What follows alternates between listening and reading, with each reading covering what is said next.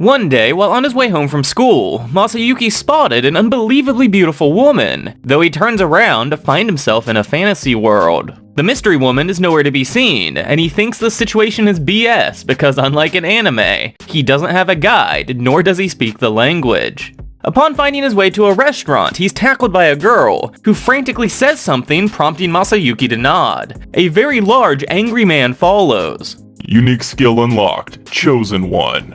The man asks what Masayuki thinks he's doing, and the girl exclaims that Masayuki agreed to protect her. A crowd gathers to watch the rank B, Jinrai the Mad Wolf, and Masayuki realizes there's no escape. He closes his eyes and ducks under the incoming punch, only to feel a slight bump, followed by Jinrai hitting the ground. The crowd roars that this young master must be a hero incarnate, and Jinrai jumps to his feet apologizing and asking to join the hero's party. Masayuki tries denying this hero status multiple times, but nobody seems to listen. He's then taken to the guild to meet Yuki, who introduces him to yet another otherworlder named Bernie. It's roughly half a year later that they pick up a fourth member and become known as Team Lightspeed. Though realistically, Masayuki's unique skill is the only reason he made it this far.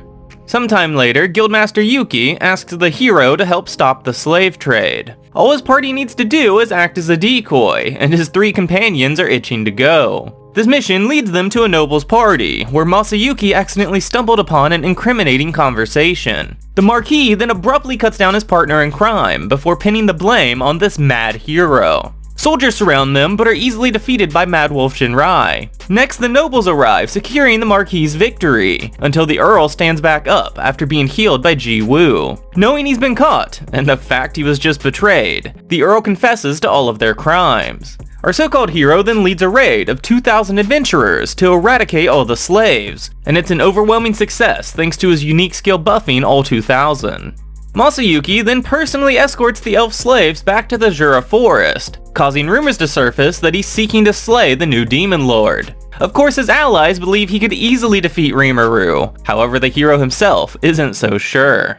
Now there's a massive amount of nobles traveling to Tempest in preparation for the festival. The western nations didn't give Rimuru any trouble, and Bluemun's king is as friendly as ever. They discuss the church's assault of Tempest, followed by the Viscount who was dealing in elf slaves. The king has stripped him of nobility and even exiled him from the country. Rimuru accepts this punishment and then briefly mentions that he wants to turn Bluemund into a distribution hub, which would surely increase their country's wealth.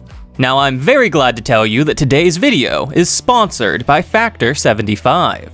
Factor is arguably the easiest way for you to eat high-quality meals without the hassle of making them yourself. Each week you choose from more than 27 different options, which are delivered directly to your door every single week. Factor even has you covered if you're vegan, vegetarian, or keto. Also, did I mention the meals are fresh, never frozen, and only take 2 short minutes to reheat? Now personally, between my job and YouTube, I don't have a lot of free time, which is where Factor comes in clutch, sending me 6 ready-to-eat nutritious meals every single week. You can get 50% off your very first box by using my link in the description and using the code on screen during checkout. I highly recommend you give Factor a try. The very next day, King Gazeel arrives, complaining about the long carriage ride. He is grateful for the road, but this is a reason why Rimuru is really wanting to build trains. Okay, hold up. So I actually made a mistake in a previous video as I said this. Rimuru offers to just tell the rest of the world that Hinata won their duel, so they all agree to report of Hinata's victory. That was incorrect. They actually told the world that their fight ended with a draw. Next they discuss Rimuru's supposed draw with Hinata, and he quickly reveals that to be a lie. The Dwarf King admits that he now stands no chance against the slime, but Rimuru proclaims he'd be nothing without his skills.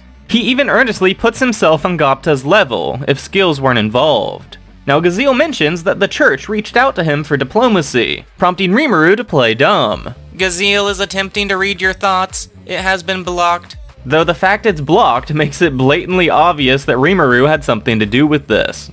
Another day passes, and the newly crowned King Yom enters the room. Rimuru thanks him and Queen Murin for a job well done. Rosin is helping them to manage the nobles, and Grucius has been forced into leading the Night Corps. A young boy named Edgar, the crown prince of the former king, urges them to please show more respect to the Demon Lord. The boy is then handed a scroll, revealing that Rimuru is forgiving the rest of their country's debt. which has now been named Farminus. Now Rimuru is planning a pre-festival feast tonight, so he pops over to the guild to pick up Yuki. Inside his office, Rimuru is introduced to his secretary Kagali, who happens to be a renowned explorer. She recently finished mapping some ancient ruins, prompting Rimuru to reveal that Clayman's domain contains some old ruins as well. Rimuru, however, wants to research the ancient civilizations instead of just using them for profit, which Kagali hadn't thought about until now. The only problem is that Demon Lord Milim will be taking control of this territory, though Rimuru is sure she'd let them explore it as long as she can join the expedition. These two then promise to explore those ruins together, just before Rimuru and Yuki make their way to the school. Mr. Tempest is immediately tackled by Alice, followed by the rest of them complaining that he doesn't come visit them enough. Upon spotting Yuki, they challenge him to a fight, just before Rimuru reveals the upcoming festival, causing the kids to panic as they frantically run off to pack their bags. The new teacher, Klaus, an A- rank adventurer, reveals that the kids will soon be stronger than him. Rimuru is shocked to hear they've grown so much, followed by Yuki admitting that he'd even lose under the wrong circumstances. They really do need to find someone stronger to train the kids, so Rimuru offers the idea of having Hakuro teach them sword fighting. It's pointed out they need to learn spirit magic as well, and the group debates asking Hinata, but worries she'd be too mean. Now outside of town, Yuki glares at Rimuru as he effortlessly teleports the entire group to Tempest. Rimuru then hands the kids a pendant, which is essentially a credit card good for 100 silver worth of purchases. It also acts as an emergency communication device, since Rimuru won't be able to supervise them during the festival. Soe urgently reports that the hero has arrived, and Rimuru's first impression is that he seems awfully weak. The Masayuki fan club are eager for him to battle the Demon Lord, though Rimuru states he isn't looking for a fight. Jinrai thinks the slime is scared, Bernie can't trust Rimuru, and Jiwa declares that evil must be destroyed. They're firmly reprimanded by Yuki, followed by Rimuru proclaiming that he'll battle the hero if Masayuki can win the fighting tournament.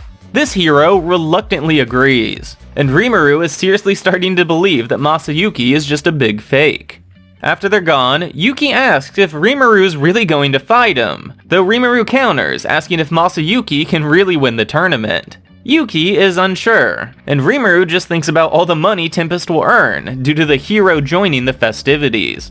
Tempest is hosting a grand banquet this evening, where Rimuru and Gazelle discuss the future of trains. King Yom joins them just as Rimuru makes a toast, followed by the food being carried in by elf waitresses. A massive spear tuna is then laid upon a table, where Hakuro begins meticulously slicing it into sashimi and sushi. The crowd is extremely hesitant, but Rimuru gladly chows down on the first piece. The two additional Otherworlders follow his lead, and Hinata gets teased for not liking wasabi. King Gazelle and Yom then take a bite, prompting the rest of the attendees to follow as well. This banquet can only be classified as a huge success, but a soldier bursts inside exclaiming they have a problem. Barely able to keep his composure, Rimuru asks for details, and it turns out the Heavenly Emperor of the Sorceress Dynasty, Elmesia Elruthalion, just arrived. The banquet hall is consumed by chaos, and even Gazelle is wearing a look of tension. He explains that Elmesia is likely the same person who started the Sorceress Dynasty over 2,000 years ago, and that most people could never even dream of getting the chance to see her. The thing is, Rimuru just meant to invite the Archduke, not Elmesia, and an unamused Gazelle warns him to be extremely wary of this sly old fox. The crowd is awestruck at her beauty, and her guards each exude enormous amounts of power. She's very glad to have received an invite, and Rimuru gives her a polite greeting in kind. Heroic aura is being blocked. She wishes to speak privately with Rimuru later, so he promises to make some time for her. After a while, Demon Lord Milim arrives, accompanied by Frey and Carrion. Rimuru discreetly asks if Frey was angry at her absence, but Milim nervously states that her lie was believed. Frey then thanks Rimuru for the invite, followed by him warning her that some of the food contains chicken. Our Demon Lord immediately realizes his mistake, as Milim calls him brave and Carrion bursts out laughing. Wasting no time, he bows his head in apology, prompting Frey to instantly forgive his ignorance. Her talons latch onto Carrion's head as he begs for mercy and calls out to be saved. This is a lesson to Milim on why you should apologize, and Carrion reveals that Frey's claws have the ability to seal other people's skills. Shuna then brings out additional food. Midray instantly calls this food blasphemous, as he believes food should only be eaten in its most natural form. Our slime tries encouraging him to at least take a bite, but Midray completely refuses. Shuna slams the table, ordering him to silence. She then compares the stew to Rimaru's ideals, explaining how each part helps to better the whole. Forcing a spoon into his hand, Midray takes a bite, and is overwhelmed by this unbelievable harmony of flavors. Going on, Shuna explains how Rimaru wishes to build relations with each nation. That way they can all benefit from one another. This makes Benimaru so proud of his little sister, and the rest of the feast goes off without a hitch. Around midnight, Rimaru thanks Shuna, before asking Molly about the merchants. He says there's a lot of new faces, but overall everyone is friendly and happy. It's then announced that the hero will be joining the fighting tournament, followed by his staff all offering to kill him. Rejecting this idea, Rimaru asks if anyone would be willing to join the tournament, prompting everyone to become excited. He, however, promotes Soe to head of intelligence operations, meaning he will be too busy to join. Our Demon Lord is also putting together a group known as the Big Four, which contains Shion, Diablo, and Benimaru as leader, meaning none of them can join the tournament either, which is the exact reason why Rimaru suddenly created this Big Four. The last spot within the Big Four will go to whichever member of his staff is able to win the tournament. Sadly, Hakuro, Gabiru, and Rieger are all busy, leaving Geld as the only volunteer. That is until Rieger nominates Gobta, receiving the full support of Hakuro. Now Rimaru has next to no faith in Gobta, who is currently sleeping, but decides to enter him into the tournament alongside Geld anyways. Then emerging from a shadow, Ranga wishes to volunteer alongside them, but he's told no, since it's supposed to be armed combat. The first round would consist of multiple battle royales, with Diablo as the referee. Demon Lord Rimaru overlooks the crowd below as he begins his formal speech. Immediately throwing out the script, he thanks everyone for attending and declares his goal of having humans live alongside monsters. Rimaru reasserts that he is in fact a peaceful demon lord, though he won't show mercy on anyone who dares to harm them. Lastly, he reveals that Tempest is in need of workers, so he invites everyone to move here if they so desire. The crowd roars with approval as Rimaru makes his way downstairs. Some of the kids just realized Mr. Tempest is the king, and Rimaru warns them not to get carried away during the festival. The beautiful Hinata then arrives, prompting Rimaru to reveal they fought to a draw. Kenya casually insults her age, only to find a sword touching his throat. Though upon realizing Hinata to be Shizu's apprentice, they all begin fawning over her. Hinata then offers to babysit the kids, completely catching Rimaru by surprise. She threateningly asks if she's not good enough, followed by Rimaru gladly accepting her offer. Yuki then arrives, completely shocked to see Hinata smiling, and he states that she's been spending large amounts of money around town. Of course, Rimaru is glad to hear this, but he is worried she may spoil the kids a bit too much. All the nobles gather, allowing Rieger to guide them to the concert hall. Apparently, they looted some instruments from Clayman's castle, and Raphael composed music from Rimaru's memories. The lights darken as an assortment of monsters appear on stage. This classical music is absolutely amazing, even causing Yuki to become fully engrossed, until the music switches to a popular anime opening. I prioritized your favorites. This abrupt change may feel awkward to the otherworlders, but the people here don't notice anything wrong. An hour later, the lights go out as the music ends, followed by a spotlight revealing Shuna and Shion. Our slime begins to panic, but is left with no other option than to fully trust in Molly. Shion begins aggressively playing the violin, which is perfectly enveloped by Shuna's soothing melody. This duet almost feels like a duel, but together it forms a literally perfect harmony. Their songs end as the crowd erupts into a loud applause led by Luminous herself. Though the stage darkens once again, this time revealing the orchestra, who plays one final song, alongside Shuna and Shion. After lunch, they head over to the museum for Vesta and Gabiru's science presentation. They begin with a history lesson, but the nobles grow bored, so they move on to an experiment. Gabiru asks the crowd if a potion could repair a broken sword, only to be scoffed at, as everyone knows potions only work on things which have a conscience. To everyone's surprise, the sword begins to repair itself, as he reveals it only works with well-used magisteel equipment. This has allowed them to theorize that there's a strong correlation between magicules and consciousness. They're then shown an image of a healing herb alongside a standard weed. Of course, they look vastly different. However, once you remove the magicules from the herb, it reverts back to a standard weed. The audience erupts into chaos, followed by Gabiru explaining that healing herbs are not a rare species. It's just what happens when standard weeds are grown in a magical-rich environment. Rimuru then realizes that they might have shared a bit too much of their research. With the science presentation over, Rimuru is swiftly pulled aside by Bacchus and Arnaud. Luminous is wanting to strengthen their country's relationship, and since she absolutely loved the concert, she wants his orchestra to pay her musicians a visit. Without a reason to decline, our slime accepts, and Luminous orders Gunther to make the preparations. She then states that she'll be sending her scientists to Tempest, though Rimuru needs to think this over. To sweeten the deal, Luminous offers to teach him the skills needed that will allow him to bestow a portion of his power onto his followers. Rimuru states that this seems like an unbalanced trade, but Luminous is certain he would have discovered it soon enough. And Raphael's silence indicates he was almost there. Lastly, they discuss how a pair of certain individuals may turn out to be rather troublesome if Rimuru isn't careful.